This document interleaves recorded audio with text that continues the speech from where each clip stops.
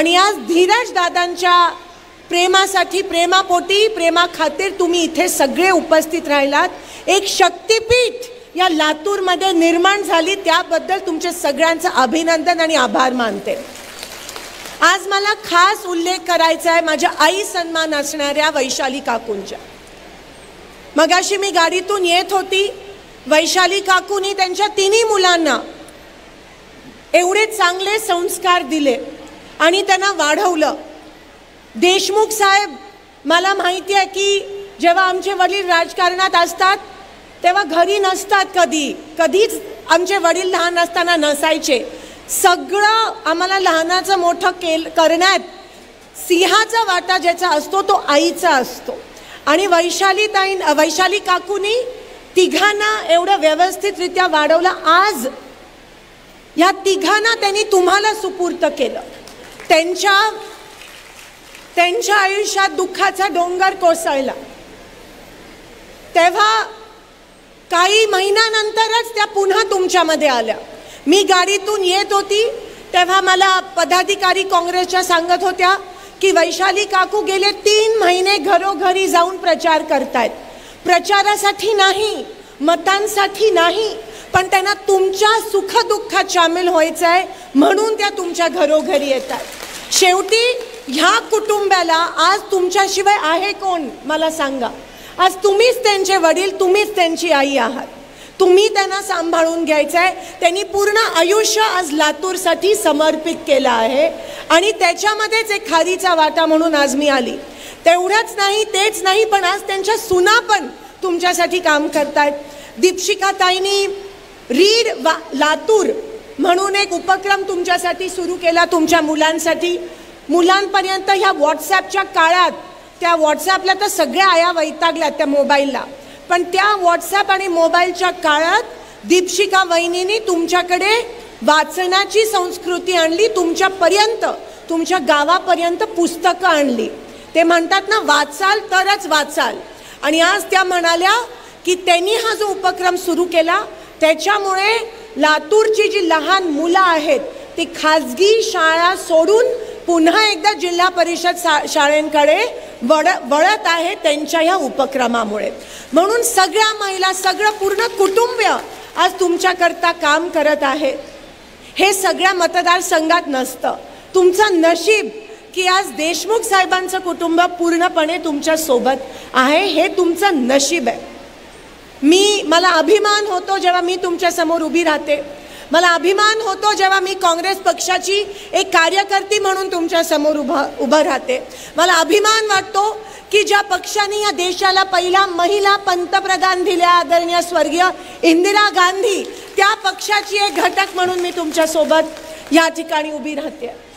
ज्या सोनिया गांधींनी आपल्याला आरक्षण मिळवून दिलं, महिला आरक्षण 50% ग्रामपंचायत, जिल्हा परिषद, महानगरपालिकेमध्ये, त्या पक्षाची एक घटक म्हणून मला अभिमान वाटतो की मी आज तुमच्या समोर या ठिकाणी उभी राहते. मला अभिमान वाटतो की कदाचित तुमचं लहान बाळ जेव्हा जन्म झाला आणि आता तो जर 18-25 वर्षाचा असेल, 18 पासून ते आतापर्यंत, मला अभिमान वाटतो की तुम्ही काँग्रेस पक्षाला मतदान केलं. त्या गोष्टीचा मला अभिमान वाटतो. या हाताची जादूच वेगळी आहे. काही मतदारसंघात जेव्हा हाताचं चिन्ह दिसत नाही तेव्हा रडू येतं आम्हाला की हाताचं चिन्ह दिसलं नाही. पण अभिमान की अमित भैया आणि धीरज भैयांनी भांडून लढून हा मतदारसंघ काँग्रेसमय केलाय आणि पूर्ण जिल्हा, लातूर जिल्हा हा काँग्रेसमय केलाय. पण अभिमान वाटता मला ह्या गोष्टीचं वाईट वाटतं की आज हा पुरोगामी महाराष्ट्र, हा जिजाऊचा महाराष्ट्र, हा सावित्रीबाईचा महाराष्ट्र, हा अहिल्याबाईंचा महाराष्ट्र, हा रमाईचा महाराष्ट्र, आज या महाराष्ट्रामध्ये 4 वर्षाच्या लहान मुलींवर अत्याचार आणि अन्याय होतात. हा पुरोगामी महाराष्ट्र आहे. एकीकडे लाडकी बहीण म्हणून तुम्हाला 3000 रुपयाचा लाच देत आहेत, पण दुसरीकडे त्याच लाडकी चिमुरड्या बहिणीवर अन्याय होत आहेत, अत्याचार होत आहेत. 4 वर्षाच्या पण मुलींना या लोकांनी सोडलं नाहीये. 4 वर्षाच्या मुलींना सोडलं नाहीये. त्या लहान मुली, 2 मुली शाळेत, तिकडे जो शिपाई होता त्या 2 मुलींवर अत्याचार केला.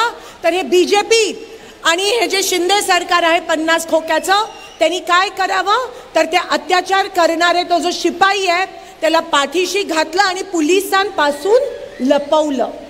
जर असं होत असेल, जर असा अन्याय आपल्या लेकींवर होत असेल तर आपलं महाराष्ट्र हे पुरोगामी राहिलं नाही आहे. आम्हाला पैसे नको आहेत, आम्हाला स्वाभिमान पाहिजे. पैसे देऊन त्या मुलीला सुरक्षा मिळणार आहे का मला सांगा. आज इकडे उपस्थित प्रत्येक आईला तिच्या लहान मुलीला शाळेत किंवा कॉलेजमध्ये पाठवण्याच्या आधी छातीत धडकी बसत असेल की ती सुखरूप घरी येईल का नाही. आज ज्यांना ज्यांना मुली आहेत त्यांना पण भीती वाटत असेल की आता माझी मुलगी कॉलेजला चालली आहे पण ती सुखरूप घरी येईल का नाही, हा सगळ्यांच्या मनात प्रश्न येतो. माझे वडीलच मला आज एवढ्यांदा फोन करून विचारतात की तू सुखरूप पोचलीस का, कारण का दिवस खराब आहेत.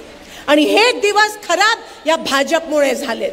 ही मानसिकता, विकृत मानसिकता असते बघा, विकृत मानसिकता.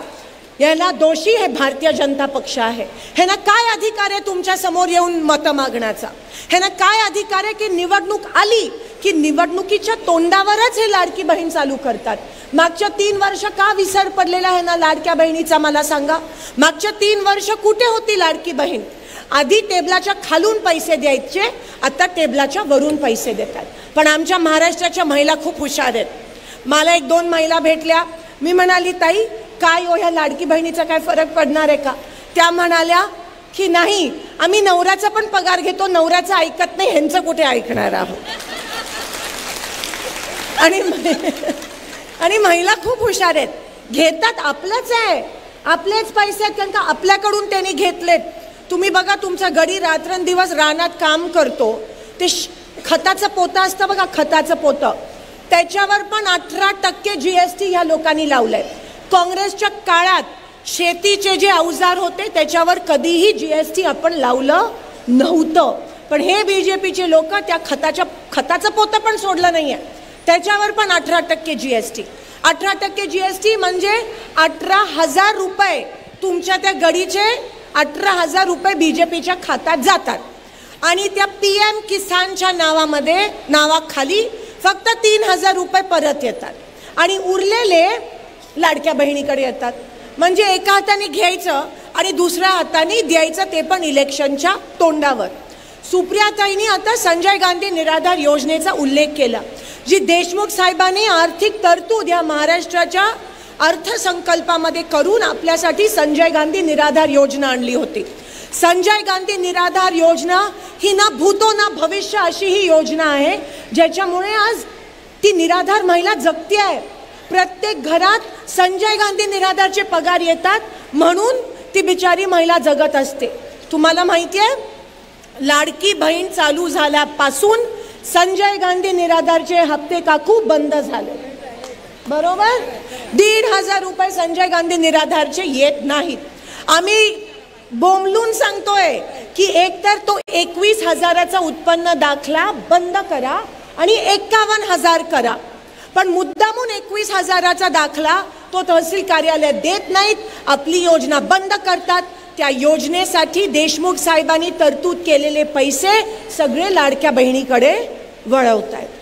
आणि लाच म्हणजे मतांना विकत घ्यायचा जो प्रयत्न आहे ना भाजपचा, त्याच्यामुळे आपल्या महाराष्ट्राची जी ख्याती आहे त्या लोकांनी ही एवढी खाली आणली.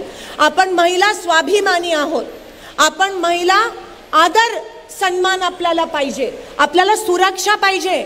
आपल्याला आर्थिकदृष्ट्या जरी सक्षम कोणी करत असेल तरी जोपर्यंत आपण मानसिकदृष्ट्या सक्षम होत नाही तोपर्यंत हा महाराष्ट्र पुढे जाणार नाही. आणि म्हणून आज मी तुम्हाला हात जोडून विनंती करते आणि कळकळीची विनंती करते की आता पुन्हा एकदा महाराष्ट्रात काँग्रेसची गरज आहे, तर आपल्या लेकी सुरक्षित राहतील, नाहीतर आपल्या लेकींचं भवितव्य सुरक्षित नाही. आदरणीय राहुलजी गांधींनी 5 गॅरंटी आपल्यासाठी परवा घोषणा केली की जरी तुमचा मुलगा बेरोजगार असेल तरी त्याला महिन्याला 4,000 रुपये मिळणार आहे. 4,000 बेरोजगार मुलाला. गृहलक्ष्मी योजना, ज्या माध्यमातून तुम्हाला दर महिन्याला 3,000 रुपये मिळणार आहेत. 3,000. आणि निवडणुकीपुरती नाही, सत्ता आल्या आल्या आम्ही तुम्हाला ही योजना लागू करून देणार आहे. हा फरक आहे भाजपमध्ये आणि आमच्यामध्ये. भाजप फक्त तोंडावर, इलेक्शनच्या तोंडावर, आम्ही सुरुवातीपासून ते शेवटच्या श्वासापर्यंत काँग्रेस पक्ष तुमच्या सोबत आहे. त्यानंतर शेतकऱ्यांना कर्जमाफी पण आपल्या गॅरंटीमध्ये राहुलजी गांधींनी त्या ठिकाणी जाहीर केल्या. अनेक अशा योजना काँग्रेस पक्षाने आणि आम्ही करून दाखवलंय. तुम्ही बघितलं जेव्हा काँग्रेसचा काळ होता तेव्हा सगळं सुजलम सुफलम त्या ठिकाणी होतं. आत्ता आपलं महाराष्ट्र मागे चाललंय आणि म्हणून मला माहिती आहे की धीरज भैयांना तुम्ही निवडून आणणार आहात, पण लीड वाढला पाहिजे. मागच्या वेळेस 1.5 लाखाचा लीड होता, आता त्याच्यापेक्षा पण लीड वाढला पाहिजे. इथे धीरज भैया आणि तिथे अमित भैया, वैशाली काकूंनी जे कष्ट घेतले तेवढे वर्ष ते वाया जाऊन देऊ नका. तुमच्या सुखदुःखात उभे राहणारे खूप कमी लोक तुम्हाला भेटतील. काँग्रेस पक्ष हा फक्त निवडणुकीपुरती नसतो, पण तो शेवटच्या श्वासापर्यंत तुमच्यासोबत असतो. हे मला ह्या ठिकाणी ठामपणे सांगायचं आहे. तुम्ही सगळे आज इकडे आलात. सुप्रियाताई म्हणाल्याप्रमाणे की एक महिलेमुळेच घर असतं. एक महिला असते तेव्हा घरात रौनक असते. एक लक्ष्मीचा जेव्हा जन्म होतो तेव्हा आपण त्या लक्ष्मीचा जन्म साजरा करत असतो. स्त्री शक्तीचं सबलीकरण हे काँग्रेसचं धोरण आहे. आज जर महिला ते 3,000 रुपये घेत असतील आणि घरी तिच्या नवऱ्याला देत असतील आणि तो नवरा तुम्हाला जर दारू पिऊन मारत असेल तर उपयोग काय त्या 3,000 रुपयाचा मला सांगा. आणि म्हणून आम्हाला प्रतिष्ठा पाहिजे, आम्हाला चांगलं जगण्याची आम्हाला एक संधी पाहिजे. ह्या पद्धतीत काँग्रेस पक्ष तुमच्या आज समोर उभा आहे. मी अधिक तुमचा वेळ नाही घेत, जेवणाची त्या ठिकाणी वेळ झाली आहे. पण जाता जाता अजून एक गोष्ट सांगते की काँग्रेस पक्षाच्या माध्यमातून शक्ती कायदा पण आम्ही महिलांना त्या ठिकाणी दिला आहे. जर तुमच्या मुलीवर कोणी अत्याचार आणि अन्याय करत असेल तर हात जोडून विनंती करते, गप्प बसू नका, पोलीस स्टेशनला जा. जर मुलीला पण नवरा छळत असेल तर पोलीस स्टेशनमध्ये जायचं असतं, गप्प बसायचं नसतं. नाहीतर आपण काय विचार करतो, हा काय म्हणेल आणि ती काय म्हणेल आणि नणन काय म्हणेल आणि जाऊ काय म्हणेल. अहो पण जेव्हा अडचणीचा काळ असतो तेव्हा हे सगळे येतात का मदतीला? नाही आहे. तेव्हा आपण एकटे पडतो. मी तुम्हाला विनंती करते की आजूबाजूला जर महिलांवर कोणत्याही प्रकारचा अत्याचार होत असेल तर आपण पोलीस स्टेशनपर्यंत जाणं गरजेचं आहे. जर आपण गेलो तर बाकीच्या महिलांना पण हिम्मत मिळते आणि महाराष्ट्रामध्ये येणाऱ्या दिवसात जन्मलेल्या लेकींना पण आपल्यामुळे मदत त्या ठिकाणी होऊ शकते. कारण का कायदे आपल्या बाजूनी आहेत, पण आपण त्या कायद्याचा उपयोगच करत नाही. ते फक्त कागदोपत्री राहतात. आणि मग महिला सबलीकरण आणि सक्षमीकरणाचा उपयोग काय? जर माझ्या मुलीला तिचा नवरा मारत असेल तर उपयोग काय? जर 4 वर्षाच्या मुलीवर अत्याचार अन्याय होत असतील तर उपयोग काय? म्हणून पुरुषांनी महिलांचा सन्मान केला पाहिजे. त्यासाठी मानसिकता पण बदलणं गरजेचं आहे. मला अभिमान वाटतो की अमित भैया असतील, धीरज भैया असतील, रितेश दादा असतील, महिलांना सन्मान देतात. त्यांच्या पत्नी ज्या आहेत त्यांना पण सन्मानाची वागणूक देऊन आज त्यांना पण तुमच्या सेवेसाठी या ठिकाणी उतरवलं आहे. ही खूप मोठी गोष्ट असते. पण तुमच्या पण हातात आहे. आपल्या घरातल्या मुलीला बाहेर काढणं, स्वतःच्या पायावर उभं राहणं हे आपल्या हातात आहे. जो बदल घडवून आणायचा असतो तो एक स्त्रीच घडवून आणू शकते. आणि म्हणून एक छोटीशी विनंती करते तुम्हाला जायच्या आधी. घरी गणपती येतात, पण जेव्हा गणपती येतात तेव्हा पहिला मान मुलालाच मिळतो, मुलगाच पाठ धरतो. पण उद्या जेव्हा गणपती येतील पुढच्या वर्षी तेव्हा दुसऱ्या बाजूनी तुमच्या मुलीला पण पाठ धरू दे. तो जर आपण बदल आणला तर नक्कीच मुलगा, आम्हाला पुढे नाही जायचंय, आम्हाला मुलांच्या पुढे जायचं नाही आहे, आम्हाला खांद्याला खांदा लावून काम करायचं आहे. किंवा लग्न असतं, लग्नात जेव्हा पंक्ती लागतात तेव्हा पहिल्या पुरुषांच्या पंक्ती लागतात. ती बिचारी महिला भुकेनी त्या ठिकाणी मरत असते. तुम्ही फक्त एक गोष्ट करायची, लग्नात जेव्हा पंक्ती लागतील तेव्हा सांगायचं की पुरुषांच्या बाजूला महिलांची पण पंगत लागायला पाहिजे. म्हणजे महिलांना पण तेवढा आदर सन्मान मिळणं गरजेचं आहे. आज तुमच्या पाठीशी एवढी मोठी ताकद आहे तर तुम्ही लढा. झांसीच्या खूप लढी मर्दानी, वो तो झांसी वाली रानी थी. तुम्ही लढा, तुम्हाला काही घाबरायची गरज नाही. ही जमीन आपली आहे, आभाळ आपला आहे. कशाला घाबरता? कशाला मनात काही शंका असायला पाहिजे?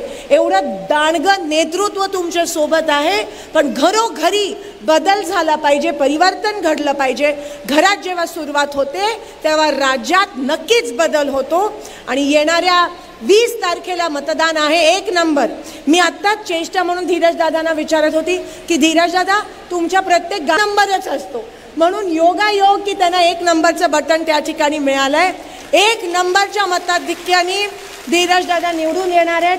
23 तारखेला धीरज दादा तर निवडून येणार आहेत, पण मंत्रिमंडळ आपलं जर सरकार आलं तर मंत्रिमंडळात पण धीरज दादा त्या ठिकाणी येणार आहेत. ह्याबद्दल आम्ही तर गेलो लोकसभेत, तर आमचा चान्स नाही. तुम्ही जे कष्ट घेता ते बघून आम्हाला प्रोत्साहन मिळतं. तुम्ही ज्या पद्धतीत लढताय ते बघून आम्हाला प्रोत्साहन त्या ठिकाणी मिळत असतं. असेच लढत राहा आमच्यासाठी आणि आम्हा लेखींना असेच प्रोत्साहित करत राहा, एवढंच या ठिकाणी सांगते. तुम्ही नेहमी धीरज दादांना आशीर्वाद देता, त्याबद्दल तुमचे मनापासून आभार होते. शेवटी जनता मायबाप असते, सरकार मायबाप नसतं. आणि एवढ्या प्रमाणात मी बघितलं जेव्हा महिला बाहेर येतात तेव्हा तो उमेदवार 100% निवडून येतो. तर त्याबद्दल तुम्ही एवढे वर्ष धीरज दादांना, अमित दादांना सांभाळून घेतलं, त्याबद्दल तुमचे मनापासून आभार मानते. आज मला तुम्हाला भेटायची संधी धीरज दादांमुळे मिळाली, मी त्यांचे देखील मनापासून आभार मानते.